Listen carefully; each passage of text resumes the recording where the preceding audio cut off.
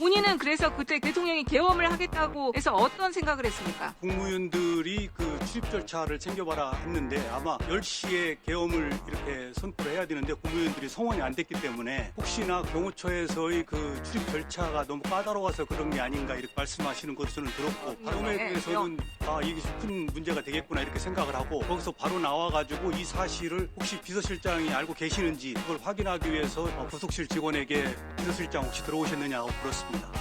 그래서 비서실장 그럼 통화하거나 아니, 통화 안 했고 저기 비서실장은 아직 안 들어오셨고 수석들이 지금 들어오고 있습니다. 해서 그래서 수석이라든지 누구하고 그 말을 듣고 이 비상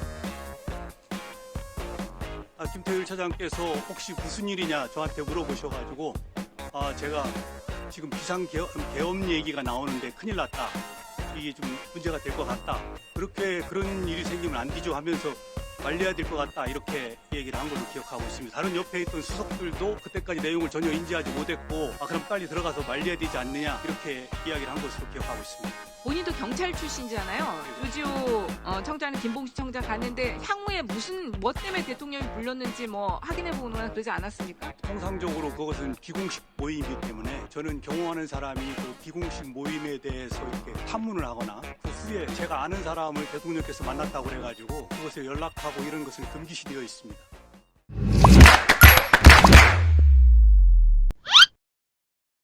12월 3일 날 삼청동 왕가에서 조지호 청장, 김봉식 청장, 윤석열 대통령이랑 만났죠? 네, 그 연락은 본인이 한 것으로 알고 있는데 맞습니까? 예, 제가 했습니다. 대통령이 지시했습니까? 두 사람에게 연락하라고? 네, 그렇습니다. 네, 그러면 그 삼청동 왕가 모임에서 조지호 청장이랑 김봉식 청장, 윤석열이랑 셋이 만나는 자리에 같이 그 박정준 경호처장도 그 자리에 저는 있었습니까? 같이 있지 않았습니다. 그러면 김용현 국방부 장관이 같이 있었습니다. 그렇게 세 명이 있고 본인은 그러면 밖에서 대기하는 상태였나요? 안내하고서 저는 별채에 가서 대기하고 있었습니다. 별채에 가서? 시간은 어느 정도 걸렸던 것 같아요? 그 면담. 한 15분에서 20분 정도 걸린 것 같습니다. 네. 본인은 윤석열 대통령이 계엄을 하려는 걸 언제 알았습니까? 저는 당일 그 9시 50분쯤에 그 대통령께서 집무실로 저를 불러가지고 10시에 비상계엄을 선포할 것이다. 그러니까 지금 국무위원들이 들어오고 있는데 출입 절차를 좀 챙겨봐라. 그리고 경호도 좀 신경 써야 할 것이다. 이렇게 말씀을 하셔서 그때 인지하게 됐습니다. 그러면 그 전에 지금 안가 모임, 조지호, 김봉식 그 안가 모임 때는 왜 대통령이 부르는지 몰랐어요? 예, 전혀 몰랐습니다. 처음에는 저는 대통령께서 저하고 이렇게 차담을 하는 걸로 생각을 했었습니다. 그런데 안내에서 들어가 보니까 거기에 김용현 국방부 장관이 앉아 계셨고 저는 나가라고 그래가지고 조금 의아하게 생각을 했습니다. 그러면 지금 김용현 국방부 장관한테는 본인이 연락한 게 아닌데 미리 그 자리에 와 있던가요? 예, 그렇습니다. 그 이후에 지금 본인도 나가라고 하고 지금 본인도 경찰 출신이잖아요. 예, 조지호 청장은 김봉식 청장 갔는데 향후에 뭐 때문에 대통령이 불렀는지 확인해보거나 그러지 않았습니까? 통상적으로 그것은 비공식 모임이기 때문에 저는 경호하는 사람이 그 비공식 모임에 대해서 이렇게 탐문을 하거나 그 후에 제가 아는 사람을 대통령께서 만났다고 그래가지고 그것에 연락하고 이런 것은 금기시되어 있습니다. 그 조지호 청장한테도 비하폰 발급됐죠? 네, 그렇습니다. 경호처에서 발급한 거잖아요? 예, 그렇습니다. 언제 발급한 거죠? 경호처에서? 제가 오기 전에 한 거기 때문에 제가 본인이 오기 전에 이미 경호처에서 발급돼 있었어요?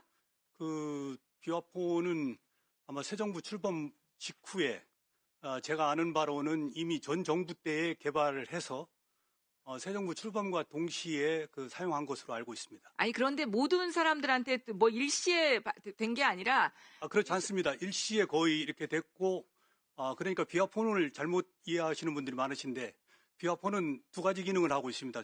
첫 번째는 국정 업무 통신 기능을 하고 있고 두 번째는 경호 업무 기능을 하고 있습니다. 네, 간단하게 얘기하세요. 정부들이 많이 가지고 있고 우리가 알고 있는 그 중요한 정부 요인들은 대부분 다 가지고 있다고 보시면 됩니다. 지금 객관적으로 좀 이따가 이제 증거 다 얘기를 하겠지만 윤석열 정부처럼 이렇게 많은 비화폰이 정부의 의원들에게 발급된 사례가 없습니다. 그리고 지금 언론에서도 보셨겠지만 민간인인 노상원에게까지 이제 지금 발급이 된 거예요. 그건 그렇게 하시고요. 9시 50분에 그럼 처음으로 본인은 비상계엄이라는 걸 인지했다. 네. 그 전에 뭔가 일이 터질 것 같다든지 그런 분위기는 감지하지 못했습니까? 그런 거는 감지하지 못했고 8시 반부터인가 국무위원들이 저희가 이제 대통령실 출입 절차를 저희가 관할하고 있기 때문에 8시 반부터 국무위원들이 이렇게 순차적으로 들어오고 있다는 것을 제가 인지하고 있었습니다. 그렇지만은 그 내용이 어떤 회의 내용인지 그것이 무슨 목적인지는 인지하지 못했습니다. 9시 50분에야 그 통지 받았다고요? 네, 그렇습니다. 본인은 그래서 그때 대통령이 계엄을 하겠다고 해서 어떤 생각을 했습니까? 아까 말씀드린 대로 국무위원들이 그 출입 절차를 챙겨봐라 했는데 아마 10시에 계엄을 이렇게 선포를 해야 되는데 국무위원들이 성원이 안 됐기 때문에 혹시나 경호처에서의 그 출입 절차가 너무 까다로워서 그런 게 아닌가 이렇게 말씀하시는 것도 저는 들었고 바로 아니, 나와가지고 계엄에 대해서 본인이 어떻게 생각했냐고요. 계엄에 대해서는 이게 큰 문제가 되겠구나 이렇게 생각을 하고 거기서 바로 나와가지고 이 사실을 혹시 비서실장이 알고 계시는지 그걸 확인하기 위해서 제가 밖에 나와서 부속실 직원에게 비서실장 혹시 들어오셨느냐고 물었습니다. 그래서 비서실장 그럼 통화하거나 아니 통화 안 연락했습니까? 했고 비서실장은 아직 안 들어오셨고 수석들이 지금 들어오고 있습니다 해서 수석들이 대기하고 있는 방으로 그러니까 한쪽 방에는 장관들이 네, 그래서 수석이라든지 누구하고 그 말을 듣고 이 비상계엄 예, 여기 앉아 계신 우리 김태우 안보 1차장 거기 수석들이 이렇게 앉아 계시는데 몇 분 계셔서 얘기했습니다. 김태우 1차장께서 혹시 무슨 일이냐 저한테 물어보셔가지고 제가 지금 비상계엄 얘기가 나오는데 큰일 났다. 이게 좀 문제가 될 것 같다. 이렇게 다른 수석들한테 거기 몇 분이 앉아 있는데 같이 이야기를 했습니다. 아마 그런 일이 생기면 안 되죠 하면서 말려야 될 것 같다 이렇게 얘기를 한 걸로 기억하고 있습니다. 다른 옆에 있던 수석들도 그때까지 내용을 전혀 인지하지 못했고 그럼 빨리 들어가서 말려야 되지 않느냐 이렇게 이야기를 한 것으로 기억하고 있습니다.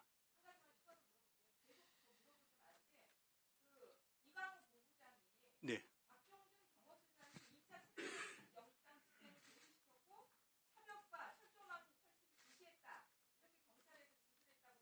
네. 제가 1차 12월 3일 날 체포영장 관련된 그 집행이 있었고, 그 다음에 4일, 5일, 6일에 걸쳐가지고는 그때 이제 저희는 처음에 정문 밖에서 체포영장 공수처 직원이나 구수분 직원과 정문 밖에서 이렇게 이야기를 하고 대통령단 변호인을 만나는 걸로 생각했는데 정문이 개방되면서 갑자기 안으로 들어와서 거기서 문제가 생겼기 때문에 그래서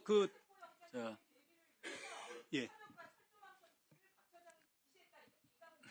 그래서 저기 이제 물리력으로 그 안에 들어와서 물리력으로 저희가 대처하지 않기 위해서는 네. 제가 경찰에 있었기 때문에 차벽이 그게 좋겠다 이렇게 이야기를 해서 차벽을 얘기를 했고 철조망은 부분적으로 이제 돌아다니면서 혹시 이제 전체적으로 관저 부분이 오래됐기 때문에 시위대도 있고 그렇기 때문에 밖에 여러 가지 관점에서 이렇게 철조망이 낡아가지고 부서진 부분들은 좀 보완하는 게 좋겠다 이렇게 이야기를 했습니다.